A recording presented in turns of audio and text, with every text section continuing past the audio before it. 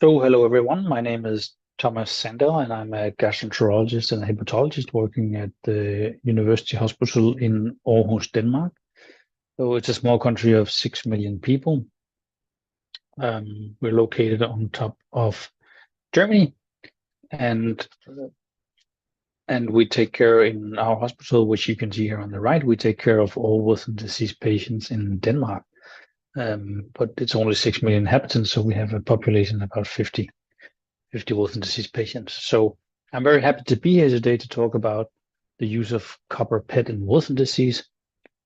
I'll walk you through that in the next 15 minutes or more or less. So these are my disclosures.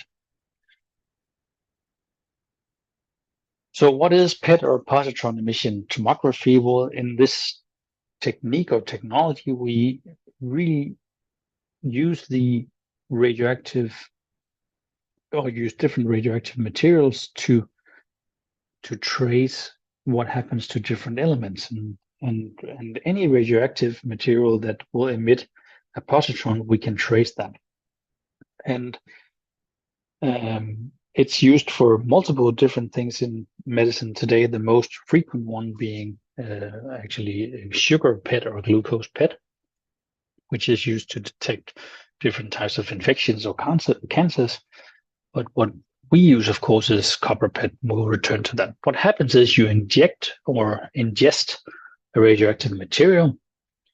This material must be a positron emitter, being positron emission tomography. What happens to the positron? It meets its counterpart, the electron, and these are each other's antiparticles. And when they meet, if you think back on your high school physics, these two elementary particles will actually annihilate and send out a photon signal.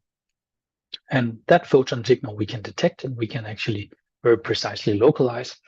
And that's the technology we really harness here. So any radioactive signal that can produce a positron can be used in a PET machine. And so again, copper 64 is the copper or the tracer we use here in Wilson disease. And that's of course because it's just copper, but it's a radioactive version. And it emits a positron. It has a half-life of about 12.7 hours, making it very ideal for medium to long-term studies on Wilson disease copper metabolism. We can go to about 65 hours with this. So this is not a months and years study. It's a medium time frame copper investigation, but it's ideal for these for investigating these types of things that I will come back to a bit later. The machine looks something like this, and for any of you who've been into a CT or MRI, this is very, very familiar. And what we get out of it is, first of all, the PET signal, which is the actual section of where the copper is. And here you can see a lot of copper going to the liver and also the intestine. And then we typically fuse it with an anatomical image that could be either a CT or an MRI. And when you fuse those two images, you get something very beautiful like this, and you can see, oh, this is where the copper is going. And one thing is, you can see where it is. You can actually also quantify how much is where. You can furthermore follow it over time, so you can see, well, now it's in the liver, now it's in the bile, now it's in the kidneys, or wherever it goes. So this gives you both the quantification and the resolution time-wise to see what's happening, making it very ideal for copper metabolism investigations. So today I'm going to talk about three possible projects we use. One is to diagnose Wilson disease using PET. The second is the evaluation of different treatments by PET. And finally, the testing of new drugs. I will not mention, in interest of time, the use of PET in animals, but we do investigate both rats and rodents and also larger animals like pigs, and that has, of course, its advantages. But that's for another day. So first of all, diagnosing Wilson disease using PET. So this is a pure PET signal of a healthy volunteer. You can see 2 hours after an IV injection of copper, most of the copper has gone to the liver. We can see also a very nice little black spot here indicating exactly where the gallbladder is. And that, of course, is a proof of biliary excretion. And further, if you look at 18 hours after injection, you can see not only copper in the liver, but you can also see and the colon being quite visible here, indicating again hepatobiliary excretion into the small intestine. So that's exactly what Wilson patients can't do, and in line with this, after 2 hours, you see a lot of copper in the liver in a Wilson patient, nothing in a gallbladder. And looking at 18 hours again, just more copper in the liver. You can see a small shadow here in the small intestine, but this is actually just copper brought directly by blood to the to the small intestine, and not an indication of excretion. So if you measure this, almost all the copper goes directly to the liver. So by this, we can actually diagnose Wilson disease. And of course, this will not be something you use for your everyday clinics. You will still rely on the current methodologies, including investigation of your genes. But for very specific cases, for instance, we have now a young girl flying over to us from London. She has 2 pathogenic mutations, but other than that, no indication of Wilson disease at all. And she has been on therapy since she was 3. So should she continue or not on this therapy? And that's, I think, if we can prove she has copper excretion by this method, we can take her off treatment. And that would really be a way forward for her. So it's in these kinds of rare cases that this is really an interesting tool. So moving on to the second type of project I would like to talk to you about, namely the investigation of existing treatments by PET-CT, and we have here zinc as our investigation. So the research question we asked, and this was actually done by my PhD student Emily, is zinc therapy 150 milligrams times 1 daily as efficient as the standard of care, and that is 50 milligrams 3 times daily. And this is, of course, in the interest of the patient. Could you just collect all the pills in the morning, and that would be just as efficient? So that was the first research question, and the second was: is zinc gluconate as effective as zinc acetate? And so these questions we put into one study, and we tried to answer them by PET-CT. And the way we designed it was that we gave the patients an orange juice containing copper 64. So this was a very expensive orange juice. And then we, after 13 hours, measured how much had been absorbed from the small intestine and had gone to the liver. So this was done baseline. And then after 4 weeks of oral zinc treatment, we did it all again. So orange juice, and then measured how much copper had gone to the liver. And the idea, of course, being that the way zinc works is it blocks copper absorption. So we should see less copper in the liver after 4 weeks of zinc treatment.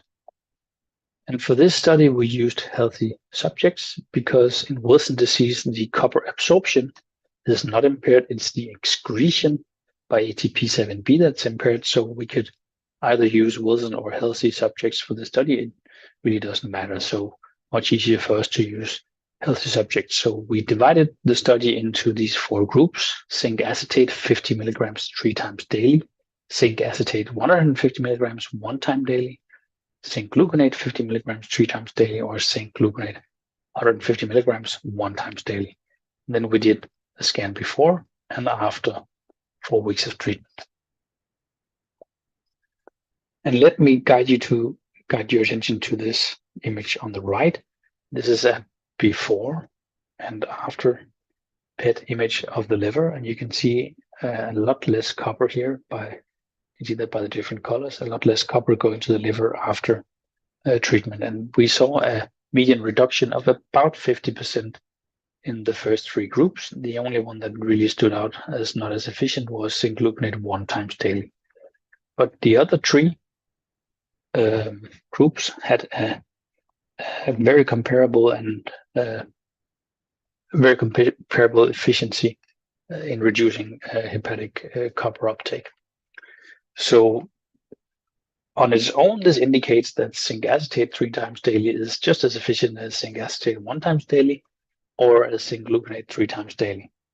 And this is, of course, very interesting, but has to be viewed in context of the other available zinc literature out there, and there's quite a lot. So please talk to your doctor before you switch your therapy.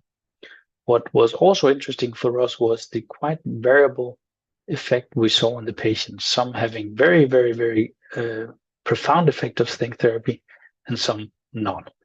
And some of this is due to variability within the study, and others is probably also due to different efficacy of zinc for that specific patient. And this has actually also been published in previous studies. So food for thought here, but talk to your doctor before you do anything. And the third possible project I will talk to you about was the testing of new drugs, and I will use tetrothiomolybdate, also known as Alexion 1840, to some of you. And I'm sure some of you have been on this drug. And my PhD student, Frederick, did the work here. So at the time, we started conducting these studies in collaboration with Alexion Therapeutics. It was a promising experimental copper chelator for use in Wilson disease treatment. It appeared to have a different mode of action to depend on trientine, but the precise action of TTM was unknown at this time, and still is to some extent. So what was available in the literature at the time from in vitro studies and also from animal studies was that we knew that copper would find TTM, that would again find albumin, and together these 3 compounds would form the so-called tripartite complex with TTM, copper, and albumin. And there was a study from Japan in rats showing that then this tripartite complex would actually be excreted into bile. And so this was kind of ideal for us to see if we can show biliary excretion in humans. And so we gave Wilson disease patients IV copper before and after TTM treatment. What we first saw was actually looking at blood, a retention of copper in the bloodstream. You can see here, you can see the vessels in the arms.